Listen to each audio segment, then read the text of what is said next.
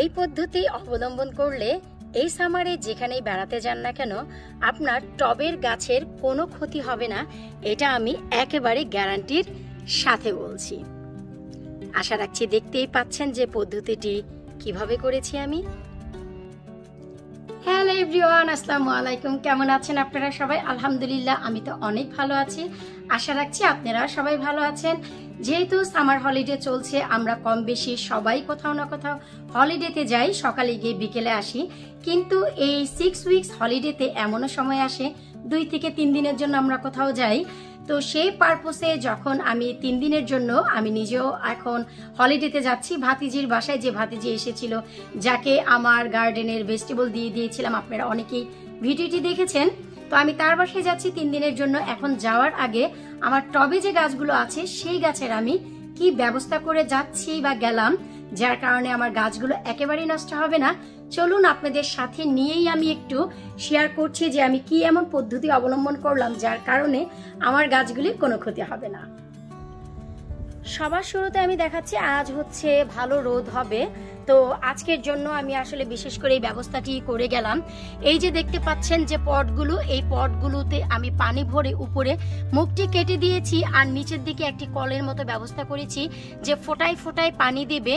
আর এই যে আমি ব্যবস্থাটি করেছি এটি খুবই ব্যয়বহুল না, একেবারে স্বল্প টাকায় কিনতে পারবেন আপনারা। আপনাদের যদি কারো প্রয়োজন হয় লাগে, এই ভিডিওর নিচে লিঙ্কটি থাকবে। তাছাড়া আপনারা যদি আমার ওয়েবসাইটে যান সেখানে লিঙ্কটি দিয়ে দিব আমি, আপনারা সেখান থেকে পেয়ে যাবেন। খুবই ইজি, যে কোনো নর্মাল পানির বোতলে আপনারা ওই মুখটি লাগাবেন আর সাইডে কলটি বন্ধ করে দিবেন, কলটি লাগিয়ে রাখবেন। তারপরে ফোর্স কতটুকু দিবেন আপনারা নিজেরাই ডিসাইড করে রাখবেন, এতে করে আপনাদের গাছগুলো সুরক্ষিত থাকবে। যেহেতু এই সময়ে এই গাছে 22টি লাউ এসেছে, তাই এই গাছে আমার পানির প্রয়োজন হবে, পানি শূন্যতা হবে, তাই আমি এখানে একটি পট দিয়েছি। ওভারঅল আমি যাওয়ার আগে একটু দেখাচ্ছি আমার গার্ডেনটি। আমি সকাল 6টা বাজে ঘুম থেকে উঠে সবার আগে যে কাজটি করেছি, যেহেতু আজ যাব তাই আমি সবার শুরুতে গার্ডেনে পানি দিয়েছি। এই যে আপনারা দেখুন, যদিও 6টার সময় মাটির ডাম্প থাকে, তারপরেও আমি 6টার সময় পানি দিয়ে দিয়েছি, কারণ আমাদের প্ল্যান হচ্ছে আমরা 9টায় বের হব। এই যে আর 10 মিনিট পরই বের হব। তো আমি যেখানে যেখানে দেখাচ্ছি সবগুলো গাছে আমার পানি দেওয়া, এখনো 9টা বাজেনি, সুন্দর রোদ উঠেছে। আর আমার গার্ডেনে কিন্তু রোদ আসে 12টায়, সো এখনই যেহেতু দেখা যাচ্ছে 9টার আগে, তাহলে ফ্রন্ট সাইডে কতটা রোদ উঠেছে বুঝতেই পারছেন। তো বিশেষ করে আমার এই যে বেগুনের পট, এই পটটিতে অনেক সময় পানি শূন্যতা হয়, একদিন পানি না দিলে চুপসে আসে। তাই এই যে দেখুন, এখানে আমি একটি কলের ব্যবস্থা করে দিয়েছি, তো এই পটটিকে সাপোর্ট দেওয়ার জন্য। আর বড় যে প্লান্টার, এখানে এই গাছগুলো কখনোই চুপসে যেতে আমি দেখিনি, কখনোই না। তো তাই এখানে আমি দিচ্ছি না। তারপরে ভুড়ি ভুড়ি বেগুন যেহেতু এসেছে, আলহামদুলিল্লাহ ঠিক থাকবে। এ পটেও দেইনি, এ পটেও দেইনি, আবার এ পটটিতে যেহেতু 3টি গাছ আর অনেকগুলো বেগুনও এসেছে, ওই যে দেখুন সামনে পেছনে, আর ফুল দিয়ে তো পুরো গাছটি একেবারে ভরে গেছে। সো আমি এখানেও একটি পট দিয়েছি। আর এই যে দেখুন বাকি যে পটগুলো দেখতে পাচ্ছেন, আমি এখানে অনেক পরিমাণ পানি দিয়েছি। তো স্ল্যাবগুলোও ভিজা দেখছেন, কারণ 6টার দিকে পানি দিয়েছি। এই যে দেখুন, আলহামদুলিল্লাহ এই পটটিতেও পানি দিতে হয়েছে আমার, কারণ এখানে স্বপ্নের আরো কিছু করলা আসতে যাচ্ছে ছোট্ট একটি গাছে। আর এই করলা গাছটিও দেখুন আপনারা, মাশাল্লাহ আরো অনেক করলা হচ্ছে বা হবে। নতুন করে আমি গতকালকেই এখানে আরো তিনটি করলা দেখতে পেয়েছি, আলহামদুলিল্লাহ। তো এই যে, আর এই যে বে থেকে ভাতিজির জন্য অনেকগুলো ধনিয়া পাতা তুলে নিলাম। আবার এই যে ধনিয়ার বীজ সকালবেলায় ছিটিয়ে আমি পানি দিয়ে গেলাম। এই হচ্ছে ওভারঅল পুরো গার্ডেন আমি ক্লিন করে তারপর বাসা থেকে যাচ্ছি।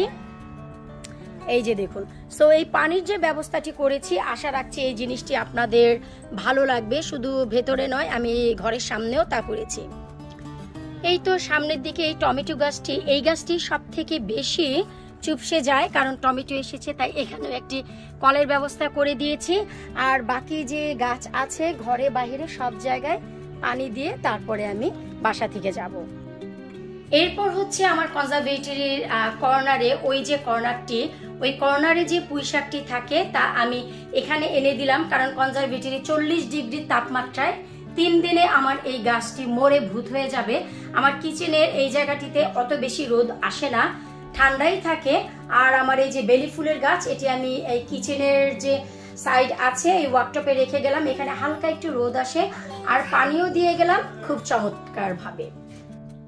এই তো দেখলেন তো যে আমি সামার হলিডেতে আমি নিজেও যাচ্ছি, আমার গাছগুলোর আমি কি ব্যবস্থা করছি।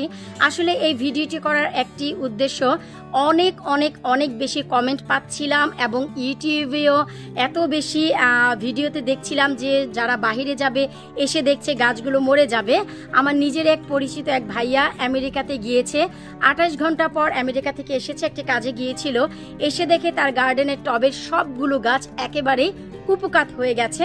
তো ভাবলাম হয়তোবা এই আইডিয়াটি আপনাদের ভালো লাগতে পারে, কারণ হচ্ছে আপনারা যদি অল্প দামে এই কাজটি করেন, ট্রাস্ট মি আপনাদের টাকা তেমন লাগবে না।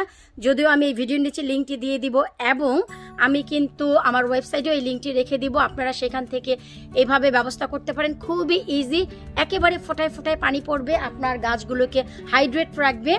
আর যদি অনেক বেশি সময়ের জন্য আপনারা যান তাহলে আপনারা যে কাজটি করতে পারেন, পানির বোতলের যে সাইজ তার ডাবল ট্রিপল করে দিতে পারেন।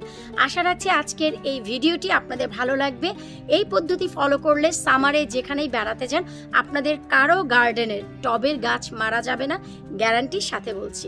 বিদায় নিচ্ছি আজকের মতো, আল্লাহ হাফেজ।